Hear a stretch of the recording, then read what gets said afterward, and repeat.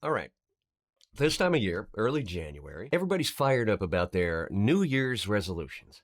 I hate them, but I understand them. Typically, New Year's Eve resolutions mean setting new goals, which means breaking those down into new added behaviors. It's the psychology of achieving more by doing more. And I myself subscribed to it for a very long time. But what we don't talk about is the fact that still, even in this new year, there are still only 24 hours in a day and 7 days a week. But every year we add all these new behaviors to the days and weeks that are already crammed full with existing behaviors. And by Valentine's Day, your brand new treadmill is used for drying clothes. And if you've been around on the planet long enough to go through enough of these cycles of set the goal, set the behavior, fail to execute consistently on the behavior, give up on the goal, then it eats at your self-esteem, and the message you eventually drive home to yourself is, I really can't change my life.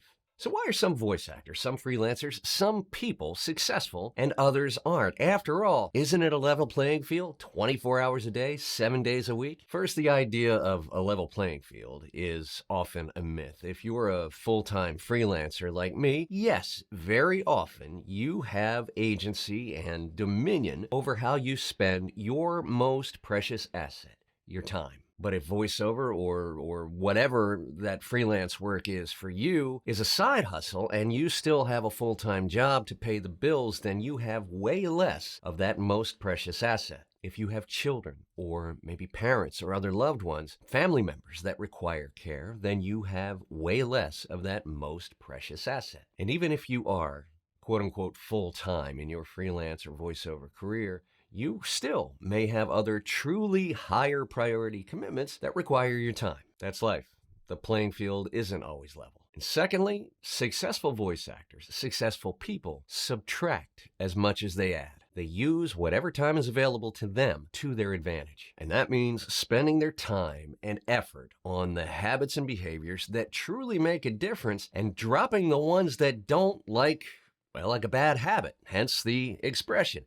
I hear from voice actors all the time, the number one thing they tell me is, I don't have time to market my business. And when I dig in and I ask them how they're spending the time that they do have, most often I find that they aren't spending that time on the habits and behaviors that are truly going to move the needle in their business. And they're doing a lot that has no bearing on the success of their careers, their fulfillment, or their purpose in life. They don't have time to market their businesses, but they've got time to scroll on social media, doom consume the news, binge watch TV, and spend all kinds of hours on Facebook talking about their careers, but not growing them. So let there be no doubt, you have the time to change your career, your life, your relationships. You have the time to do the things you need to do to get what you want. You have the time.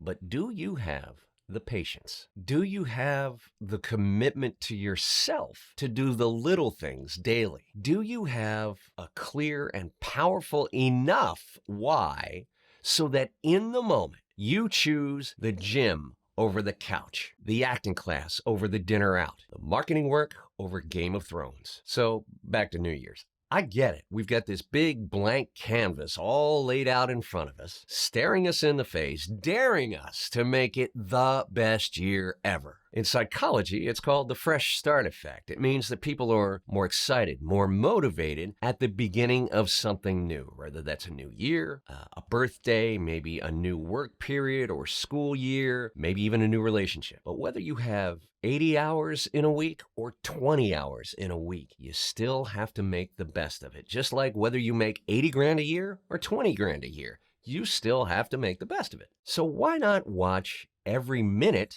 like you watch every penny? When you budget your money, you make sure that whatever money you have coming in is spent in a way that it provides the most positive impact to your life. And to do that, you set priorities, right? You have mortgage and rent, you have utilities, investments, entertainment, and so on. So to make the best of this new blank canvas of time, how are you going to budget your time and secondarily your financial investments in your business to have the maximum positive impact on growing your business? Making time to do what it takes means giving up things that don't advance your goals. Take an honest look at how you spend your days. Even for 1 week, just 1 week, track how you spend every hour of every day. For 1 week, you will be shocked at how much time you're wasting. What candy and sugar can you eliminate from your time diet to make room for the more healthful, the more impactful behaviors? Here's one quick personal tip that I have found that works wonders for that, for both your time and your health. Set an early and consistent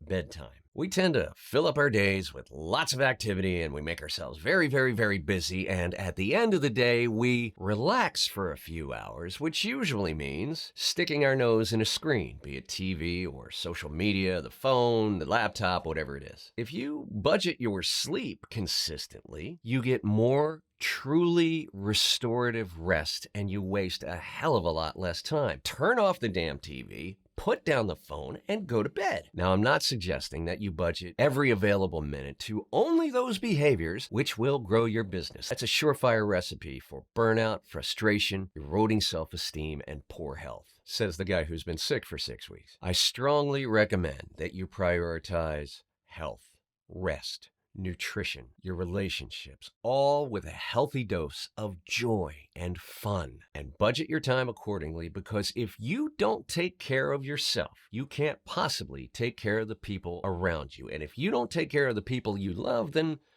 what the hell's the point of all of this? And I think this is especially challenging for women. Culturally, in our culture, women are taught to be the caregivers. And so much of their cultural identity is tied to that. And ladies, we love you for the love and the care that you give to us. But the problem is, women are conditioned to take care of others, often at the expense of taking care of themselves. And yes, men do it too. For men, it usually comes out in some sort of workaholism, where men derive their value from the expectations of being a provider. But if a woman is the main or only breadwinner in a house, then those expectations of provider and caregiver are exponentially harder to achieve. Ladies, especially, please take care of yourselves.